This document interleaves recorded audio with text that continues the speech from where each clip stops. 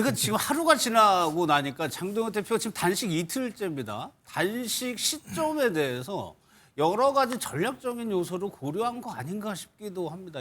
이틀째 모습을 보고 김종욱 부원장 얘기로 이어가겠습니다.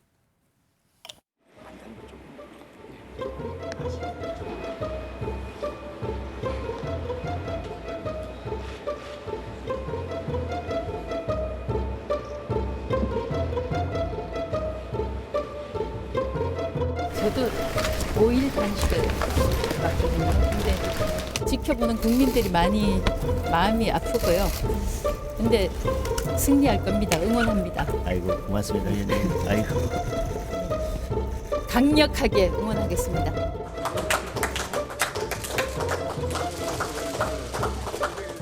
고생했습니다. 아이고. 근데 우리 전화라면 원내대표님은 필리버스터 더 하실 수 있는데 우리 청와대 오찬 때문에 지금 이제 마무리하고 가셔야 되는 걸로 알고 있고.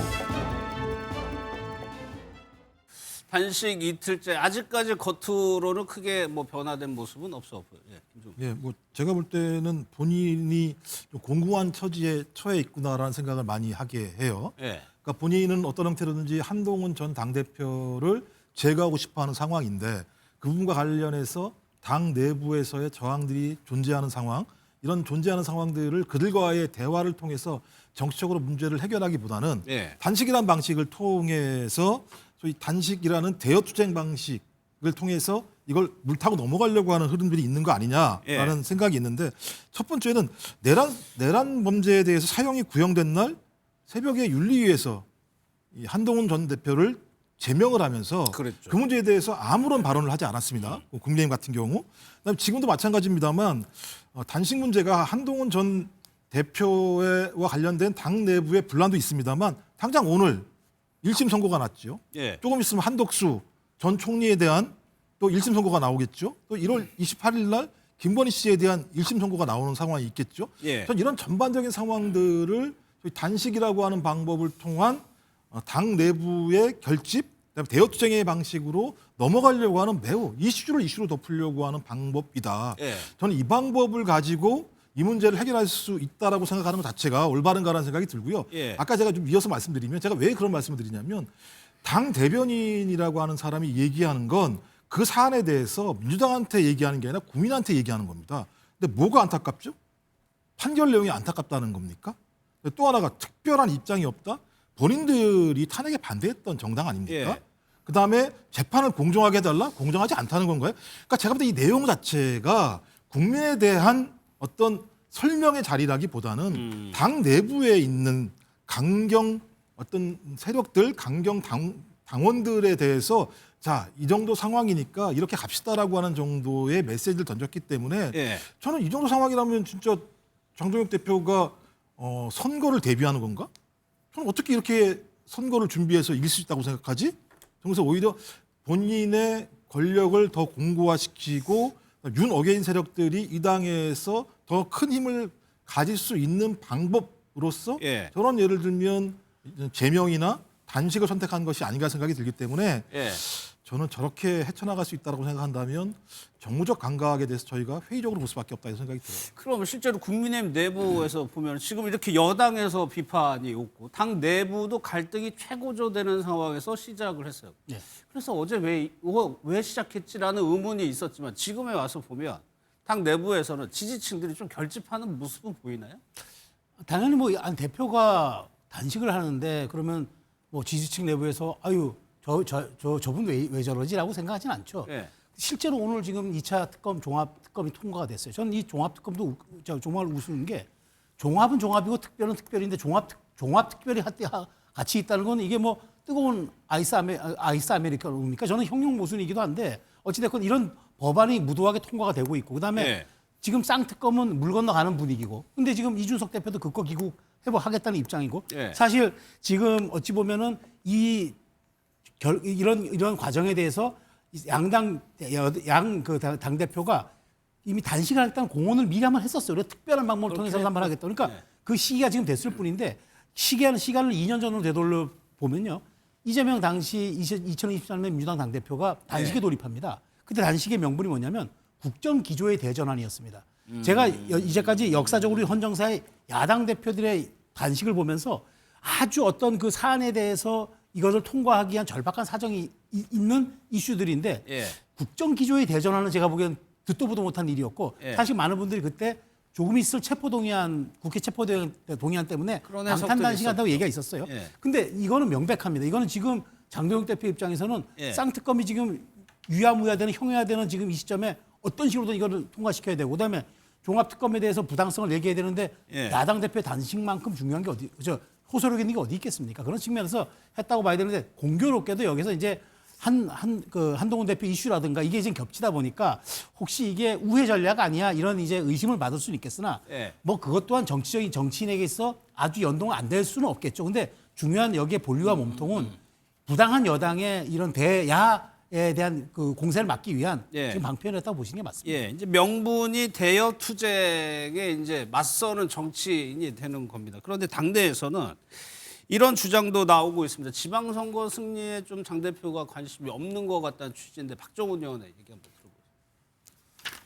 들어보겠습니다. 박정훈 의원이 뭐라고 얘기를 했냐면, 그러니까 언론사를 만나서 했다는 얘기입니다. 선거의 승리 여부에는 상관이 없다라는 발언에 대해서 이거 김광선 변호사 여쭤볼게요. 그러니까 지방선거가 지든 말든 취지가 뭐냐면 박정훈 의원이 얘기하는 게 내가 사는 게 중요하다. 장 대표가 이런 취지의 발언을 했다는 얘기거든요.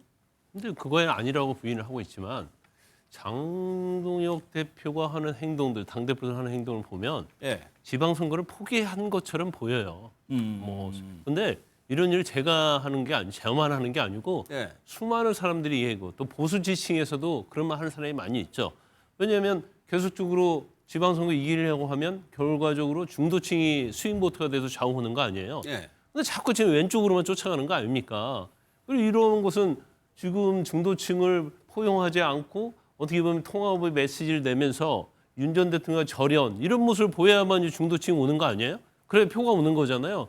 그럼 보수도 전체 보수도 아니고 합리적 보수나 중도 보수는 이미 떠나갔고 우리가 짠물이라고 표현하잖아요. 일부 강성 지지층을 가지고 선거를 하겠다? 그것은 선거를 포기했다는 것밖에 되지 않는다고 보고요. 예. 그다음에 그 단식과 관련해서 제가 이제 한 말씀 드린다고 한다면 이제 정치인 행위는 다 이유가 있고 명분이 있죠. 그런데 이제 갑자기 단식을 했단 말이에요. 그런데 지난 이제 윤 전 대통령에 대한 사형 구형을 하는 날 이제 제명 결정이 내려졌잖아요. 그리고 그 뒤에 제가 볼 때는 장동혁 대표가 굉장히 후폭풍이 많았어요. 예. 그리고 코너에 일종의 저는 몰렸다고 봐요. 그래서 오히려 한동훈 전 대표에 대한 어떤 동정, 그래서 많은 사람들이 또 장동혁 대표 만나가지고 이러면 안 된다는 얘기를 많이 했잖아요. 예. 그래서 이거에 대한 제가 볼 때는 돌파구의 의미가 있다. 그래서 지금 뭐 단식하고 있는 사람한테 너 왜 한동훈 제명하려고 하느냐? 그렇게 못 물어보죠, 이제. 못 물어보잖아요. 예. 근데 명분은 대여 투쟁이단 말이에요. 예. 이제 또 하나가 이제 정치적인 뭐 수라고 제가 보는데 실질적으로 통일교에 대한 뭐 특검이랄지 이런 것들을 개혁신당 이준석 대표고 상의해서 하기로 했잖아요. 예. 근데 제가 볼 때는 이것은 선공이라고 봐요. 그러니까 어떻게 보면 헤게모니를 잡아서 그런 이제 본인은 여러 가지 다목적이 있다고 보는데 예. 시점을 결정하는 데 있어서는 제가 볼 때는 한동훈 전 대표의 제명 예. 이것이 시점을 정하는 데 있어서는 결정적인 영향을 미쳤다. 예. 여러 가지 상황을 보면 단식할 준비가 안 되는데 갑자기 했다는 그런 평가가 많거든요. 예. 그러면 결과적으로 가장 단식의 시점을 이렇게 정한 것은 한동훈 전 대표의 제명에 대한 후폭풍, 이거에 대한 이제 돌파구일 가능성이 높다 저는 그렇게 예. 봅니다. 그러니까 시점을 보면은 국민의힘의 이슈가 굉장히 많았습니다. 사형 구형됐고요. 새벽에 한동훈 전 대표 제명됐어요. 바로 단식이 시작했죠. 다음 날이 돼 보니까 윤 전 대통령 1심 선고가 있었고 청와대가 국회 지도자들과 오찬도 있습니다. 여기에 당연히 이제 불참하게 되는 거죠. 물론 국민의힘에서는 앞서 박정훈 의원의 얘기에 대해서 명백한 허위 사실이라고 얘기를 하고 있는데 김조대 정치인이 명분과 실리 두 개를 다 잡으면 성공한다는 얘기들도 하거든요. 그렇죠. 예. 그런데 장동혁 대표가 표면적으로는 대여 투쟁의 일환으로 단식을 선택했지만 이미 김경시 의원이 누구에게 돈을 줬고 이것에 대해서 진술을 다 하지 않았습니까? 예. 그리고 통일교 특검도 사실상 신천지 수사를 방해하는 국민의힘이 맡고 있습니다. 그래서 그 두 개 특검을 추진하는 데 있어서 명분은 없고 장동혁 대표가 처해 있는 그 상황 자체가 사면초가였습니다. 자, 계엄, 내란에 대해서 잘못된 수단이라고 수위는 낮았지만 사과함으로 인해서 윤 어게인 세력으로부터 굉장히 지탄을 받았고 한동훈 전 대표를 제명함으로써 친한계한테 또 지탄을 받았어요. 그리고 윤석열 전 대통령의 사형 선고와 또 이번 오늘 판결까지 여러 가지 선고에 대해서 어정쩡한 태도를 또 보였습니다. 네. 사방에서 공격을 받고 뭐 원로까지 나서서 장동혁 대표가 정말 그 자리에 있지 못할 상황이 되니 이제는 선택할 게 단식뿐이 없지 않았나 이런 네. 생각이 듭니다. 재심 한동훈 전 대표 재심 만료일이 23일이라고 합니다. 오늘이 16일이니까 23일을 한번 예상해 본다면 그때 되면 장동혁 대표도 몸이 굉장히 쇠약해질 상황일 거예요. 네. 그러면 관심이 일단 거기에 많이 쏠리고 한동훈 전 대표에 대한 거는 줄어들 수밖에 없는 상황이에요. 뭐 그렇죠. 그러니까 뭐 지금 뭐 열흘 후, 9일 후를 예단하기는 좀 어렵긴 한데 어찌됐건 그때까지 이제 이 단식이 진행된다 그러면 아마 제일 나빠질 상태일 겁니다. 그러니까 당시 이제 그 이재명 대표께서 그때 했던 그 대통령 그때 대표 때 했던 게 24일인가로 제가 기억이 되는데 24일. 그 정도 될 것 같습니다. 근데 김영삼 전 대통령과 거의 비슷하게 했던 걸로 제가 이게 기억이 돼가지고.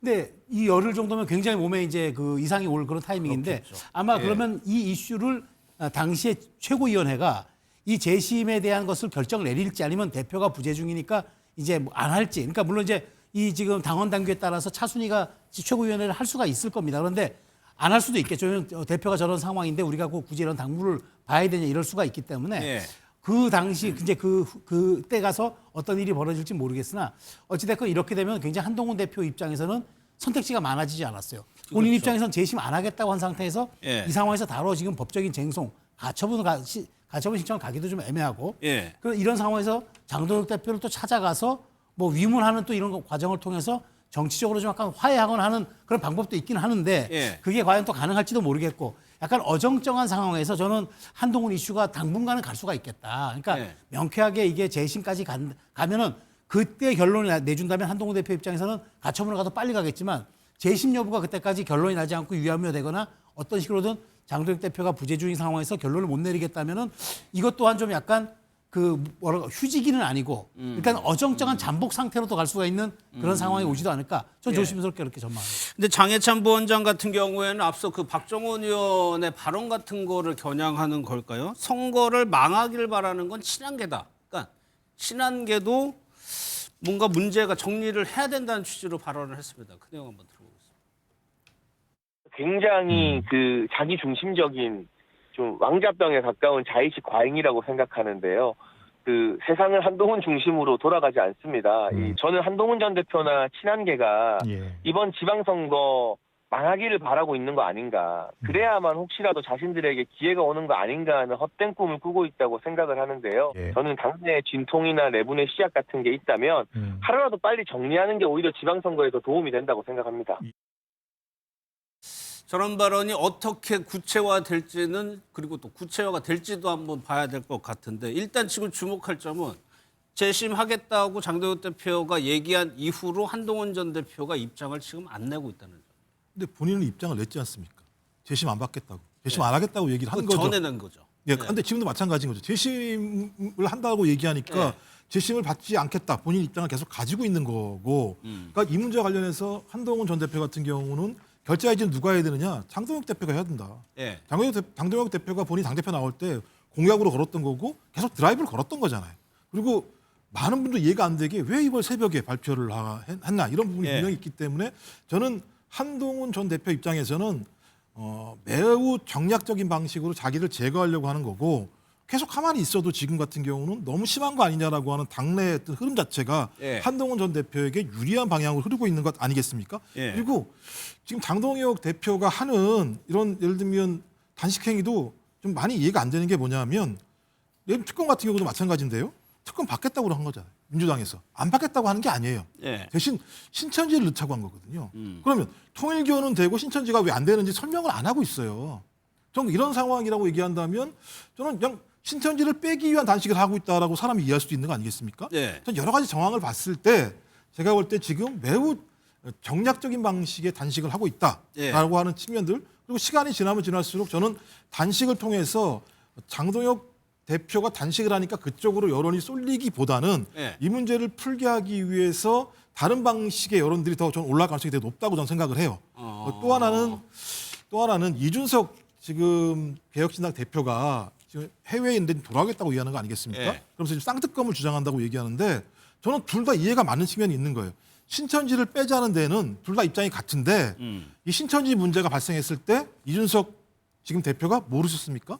국민의힘 당대표로 있었습니다. 예. 제가 볼 때 또 이해가 또 서로 맞는 측면이 있는 거죠. 그러니까 이거 무슨 충심이라기 보기 어려운, 제가 볼 때는 매우 정치적인 방식의 정략적 계산이 맞아떨어지는 방식으로 지금 가고 있는 상황이기 때문에 예. 전 이런 식으로 간다면 국민 여론이 동의하겠는가? 장해찬 지금 여의도연구원 부원장 얘기대로 한다면 오히려 지방선거를 망치는 사람은 장동혁 대표가 되는 거겠죠. 예. 한동훈 전 대표가 저번에 항소폭이 그거 뭐 사안이 다르긴 합니다. 막 그때를 생각해 보면 SNS 계속 올렸죠. 그런데 지금 입장을 안 내고 있어요. 무엇을 고민을 하고 있는지 윤희석 전 대변인 얘기 한번 들어보겠습니다. 이 상황을 한 대표가 당에 대해서 진위가 무엇이고 본인이 생각하는 당에 대한 애정이 얼마나 큰지를 오히려 증명할 수 있는 기회로 삼을 수도 있다고 봐요. 서사를 쌓을 수 있다고 생각합니다. 무소속 출마도 뭐 고려할 수도 있겠는데요. 네. 그 얘기는 당선돼서 돌아오겠다는 얘기잖아요.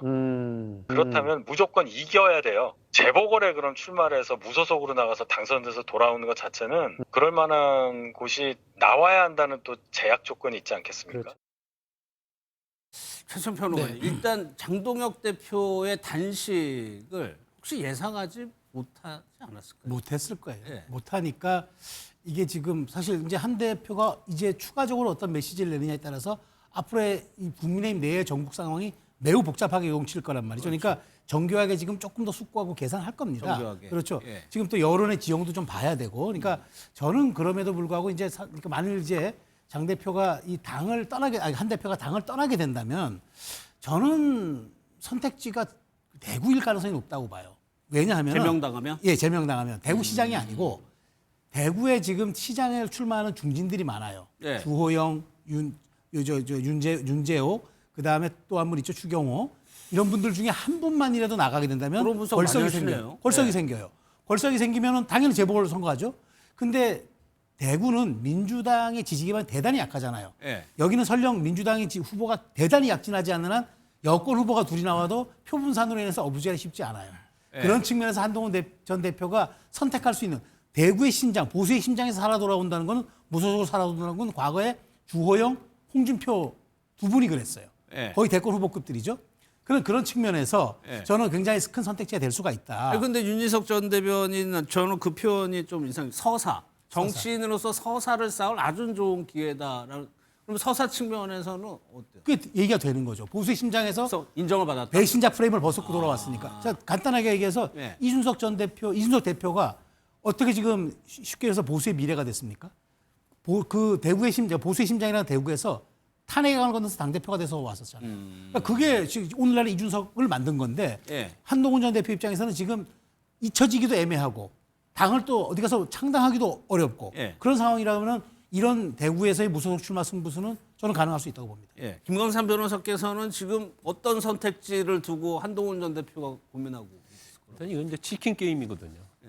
그래서 이게 쉽사리 이제 해결될 수 있는 부분이 아니에요. 그러면 일부 중재하는 의원이랄지 고문들이 사과하고 제명 철회하고 이런 얘기를 하는데 그랬죠. 뭐 재심 청구에서 또 장동혁 대표가 재심 뭐 할 기회를 주겠다고 얘기를 하고 있잖아요. 근데 한동훈 전 대표는 이제 고민이 있을 수 있겠죠. 왜냐하면 본인이 일부라도 사과를 하고 뭐 재심에서 소명 기회를 했는데 제명으로 가버리면 그건 엄청나게 모양새가 구기면서 정치에 타격이 가는 거예요. 그런데 그렇다 하더라도 장동혁 대표가 제명을 안 할 가능성은 거의 없거든요. 예. 그러니까 본인이 그런 식으로 해가지고 이게 재미이 돼버리면 모양새가 웃길 뿐만 아니라 그럴 가능성도 없어요. 그런데 또 한편으로서는 왜 사과하고 그러지 않았느냐 또 이런 또 비판하는 명분을 줄 수 있거든요.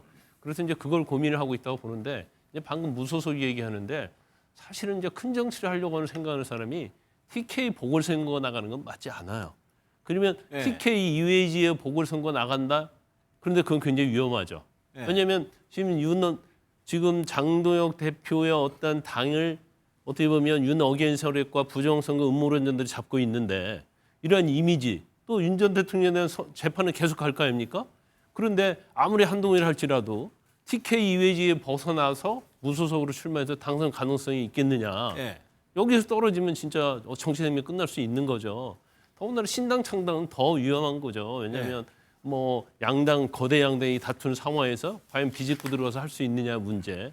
그래서 저는 개인적으로 볼 때는 한동훈 전 대표 입장은 이건 위기이면서 기회라고 봅니다.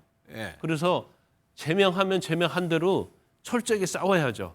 결과적으로 따지면 장동혁 대표의 체제는 다음 지방선거에서 저는 무너진다고 봐요.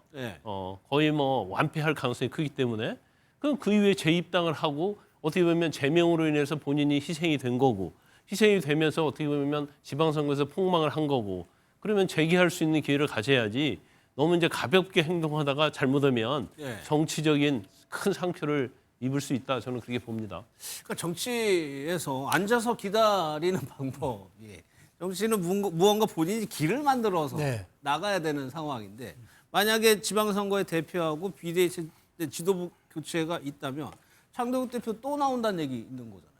근데 뭐 그러지는 못할 거예요. 그러니까 장 대표가 책임을 물으면 근데 저는 이제 그게 애매한 게 뭐냐면 당원 당규상 2년이잖아요. 근데 지금 비대위를 그러니까 체제를 무너뜨릴 수 있는 방법은 최고위원회가 사퇴를 해야 되는데 지금 그럴 인적 구조가 그런 상황은 아니에요. 자 그렇다면은 여론의 지형이 급격히 나빠져가지고 도저히 뭐 당 지지도가 10% 미만으로 떨어진다거나 해가지고 지도 체제를 교체해야 된다거나 목소리가 나와야 되는데 지방선거 결과 물론 지금 이 상태로 나가면은 패배할 수 있다라는 게 지금 김광산 변호사님의 의견이지만 정치는 뭐 한치 앞을 모르는 건데 갑자기 또 2, 3월 달에 또 중도 스윙을 또 너무 과하게 해가지고 또 급격한 변신을 했다는 또 평가를 받을 수도 있는 거니까 그런 측면에서 아직은 그 지방선거 후를 예단하기는 어렵지만 어쨌든 한동훈 전 대표 입장에서는 6월까지 너무 기다린다면 잊혀질 가능성이 높기 때문에 어떤 식으로든 선택지를 만든다면 제가 아까 말씀드린 대구 무소속 출마가 그 국회의원 선거 그게 가장 그나마 좀 선택지가 아닌가 그런 생각이 들어요. 김종부 원장께서 평론을 해보자면 어떤 선택지가 그나마 정치인 한동훈으로서 도움이 될 것 같아요? 낚시질 하고 있어요.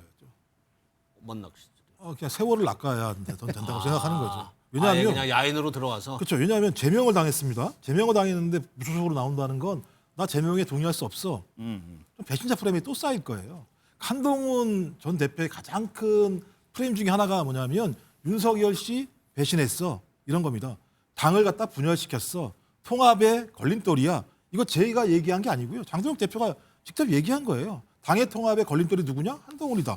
그래서 이걸 제거해야지만 당이 통합할 수 있는 공간을 만들 수 있다. 그리고 또 하나는 한동훈 전 대표가 국정 운영에 장애를 일으켰다. 당원 게시판은 중요한 게 아니다. 이런 얘기를 장동혁 대표가 한 상황입니다. 그럼 적어도 배신자 프레임을 이중으로 하는 거예요. 근데 거기 나가서 만약에 떨어진다면 아니 그러면 예를 들면 무소속으로 나왔는데 거기다가 약체 후보를 낼 수가 있겠습니까? 국민의힘에서? 거기서 만약에 떨어졌을 때 한동훈 전 대표가 돌아올 다리가 있을까요? 좀 돌아올 다리가 없다. 오히려 제 생각에는 좀 비굴할지 모르겠습니다만 애당심을 갖고 난 제명이 아니야.